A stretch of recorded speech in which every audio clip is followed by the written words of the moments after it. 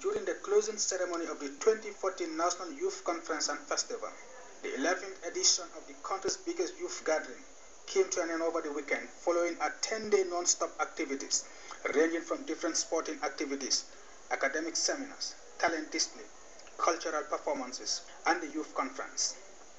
Nearly 2,000 youths drawn from the regions, youth organizations, and other sectors have been converging on the Lower River region town of Jarasoma from the 12th to the 21st of December to discuss among themselves issues affecting young people and competing in different sporting activities. Speaking at the end of the 10-day youth convergence hosted by his region, Governor Salif Pui sounded extremely happy for the successful conduct of the NAYCONF. The Permanent Secretary of Youth and Sports spoke at length about the need to effectively harness the demographic dividend by empowering young people who account for over 60% of the country's population to partake meaningfully in the productive sectors of the country. Let us all work under the same banner of the national flag.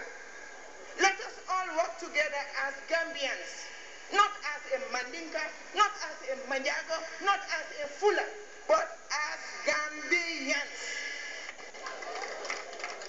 If we work as Gambians, I know at the end of the day, the Gambia, though small, will be mighty in the eyes of the world, just as Hechi, the president, would want it.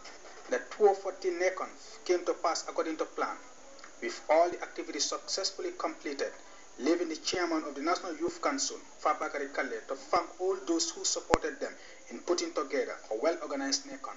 Presiding over the closing ceremony of the 11th National Youth Conference and Festival, an exhausted-looking Alieu K Jammeh, Minister of Youth and Sports, who was on the ground to ensure a smooth NAYCONF, thanked the participants for their cooperation throughout the event. We are very proud of all of you, the delegates. Clearly, the Gambia has elegance manifested through her well-polished sons and daughters, through you people, the delegates. The few days that we have spent together here in the Lower River region has exposed talent, high intellect, and resolve in our young men and women that they are marching forward and positively contributing to national development. The closing ceremony witnessed the presentation of the 2014 NAYCONF resolutions to the Minister of Youth and Sports. The 5-page document contains 25 resolutions adopted by delegates of the 11th National Youth Conference and Festival. Mr. Minister, you are entrusted this document to give it to His Excellency, Sir Professor, so that the world will see the voice of the young people of this nation. Thank you very much. The resolutions were the end product of 6 days of brain-cracking discussions by the conference delegate on key areas relevant to youth and sports development. The resolution represents the voices of young people, which will guide the government when formulating youth policies. Trophies and medals were also awarded to the winners of the different competitions. West Coast region dominated the volleyball competition, winning both the male and female volleyball trophies, as well as the women's football title. West Coast region also won the beauty pageant, with GRTS crowned Miss NEC of 2014.